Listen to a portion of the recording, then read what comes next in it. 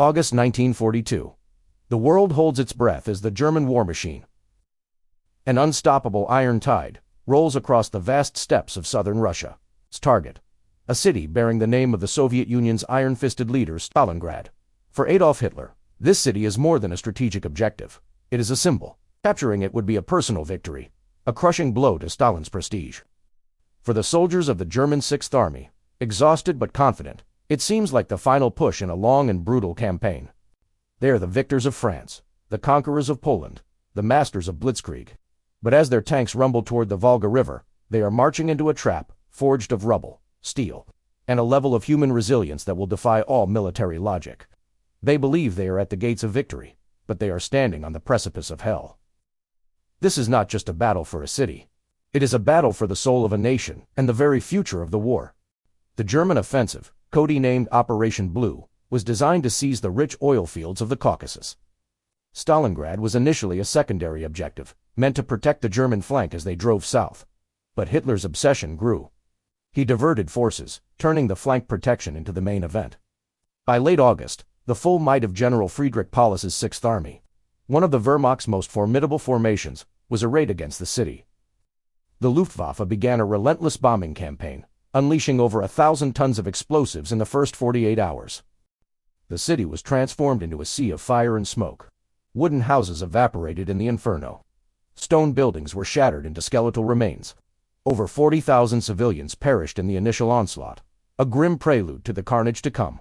The German high command believed the city would fall in days. The Soviets had other plans. Stalin's order was simple and brutal. Not one step back. Order number 227 declared that any soldier who retreated without orders would be shot. This was more than a command. It was a declaration of total war. General Vasily Chukov was appointed to lead the 62nd Army, tasked with the city's defense. A tough, uncompromising commander, Chukov understood the nature of this fight. He famously said, "We will hold the city or die here." He moved his command post to the very edge of the battle, just meters from the German lines, sharing the same risks as his men. His strategy was radical: hug the enemy. He ordered his soldiers to get as close to the German positions as possible, often just a grenade's throw away.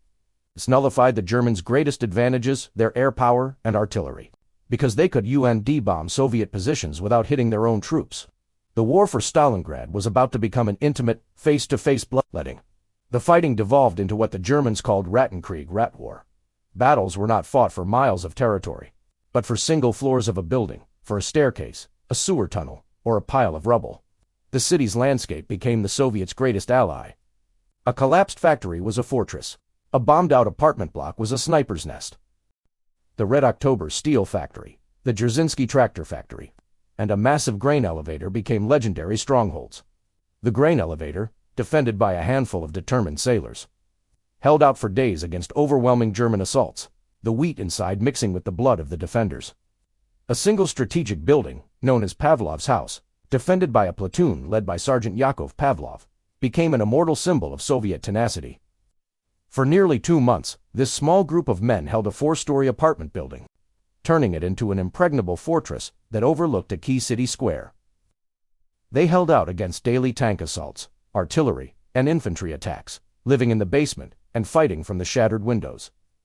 Life for the soldiers on both sides was a living nightmare. The constant shelling, the crack of sniper rifles, the sudden, brutal close-quarters combat. Food was scarce, water was precious, and sleep was a luxury that could get you killed. The Germans, accustomed to rapid, mobile warfare, found themselves bogged down in a meat grinder they couldn't comprehend.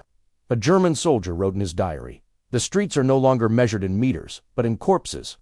Meanwhile, Soviet reinforcements were ferried across the treacherous Volga River every night under a constant barrage of German artillery and air attacks.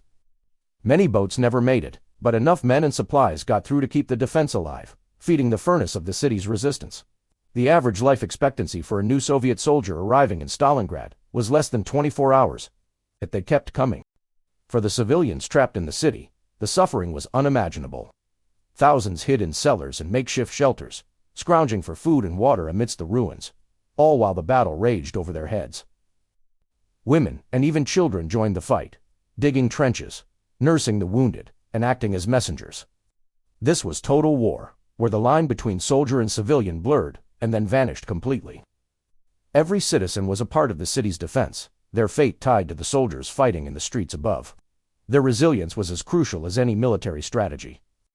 As autumn turned to winter, the German advance slowed to a crawl. They had taken 90% of the city, pushing the Soviets back into a few narrow slivers of land along the west bank of the Volga. Paulus signaled to Hitler that victory was imminent. But the cost had been staggering, and his army was exhausted and overstretched. And while the world watched the brutal struggle inside the city, the Soviet High Command, under General Georgy Zhukov, was quietly preparing a They had been secretly amassing enormous reserves on the flanks of the German Sixth Army, where the lines were held by Uyghur, Romanian, Hungarian, and Italian forces. The Germans, fixated on the city, were completely unaware of the storm about to break. On November 19, 1942, the Soviets launched Operation Uranus. In a classic pincer movement, two massive Soviet fronts crashed through the weak Axis flanks to the north and south of Stalingrad. The Romanian armies collapsed almost immediately. Within 4 days, the Soviet pincers met at the town of Kalak, snapping the trap shut. General Paulus and his entire Sixth Army, over 250,000 men, were suddenly surrounded. The hunters had become the hunted. Hitler, refusing to accept reality, forbade Paulus from attempting a breakout. He promised the Sixth Army would be supplied by air. Hermann Göring, head of the Luftwaffe, boasted it was possible, but it was a fatal miscalculation. The Luftwaffe was not equipped for such a massive undertaking, and the brutal Russian winter made flying conditions nearly impossible. The air bridge was a catastrophic failure. Instead of the hundreds of tons of supplies needed each day, only a trickle arrived. Inside the pocket, or Kessel, conditions for the German soldiers deteriorated rapidly. Ammunition ran low. Food disappeared. They ate their horses, then dogs, cats, and rats. Frostbite and starvation claimed more men than Soviet bullets. The temperature plummeted to -30°C. The once proud soldiers of the Sixth Army were reduced to frozen, starving specters, huddled in trenches, dug into the frozen earth. A German relief attempt, Operation Winter Storm, was launched in December but was beaten back by the Soviets. The last hope for the trapped army was gone. The Soviets methodically tightened the noose, squeezing the Kessel smaller and smaller. In January, the Soviets offered Paulus terms of surrender. Hitler again forbade it. He promoted Paulus to field marshal, a cynical gesture, as no German field marshal had ever surrendered. Hitler expected him to fight to the last man and then take his own life. But Paulus had seen enough. With his army annihilated, his men starving, and the Soviets overrunning his final command post in the basement of a department store, he chose to live. On January 31, 1943, Field Marshal Paulus surrendered. The remaining 91,000 survivors of the Sixth Army, a fraction of its original strength, stumbled into captivity. Of those 91,000, only about 5,000 would ever see Germany again. The Battle of Stalingrad was over. The city was a wasteland of rubble and ghosts, but it had held. The victory came at an astronomical cost, with Soviet military and civilian casualties estimated at well over 1 million. But the myth of German invincibility was shattered forever. The destruction of the Sixth Army was a disaster from which the Wehrmacht would never recover. For the first time, the Nazi regime was forced to declare 3 days of national mourning. On the Eastern Front, the strategic initiative passed permanently to the Red Army. From the ruins of Stalingrad, the long, bloody road to Berlin had begun. The battle became a turning point, not just in the war, but in history, a testament to the idea that even in the face of overwhelming force, the human will to resist, to endure, and to triumph, can change the destiny of the world. Thank you for watching.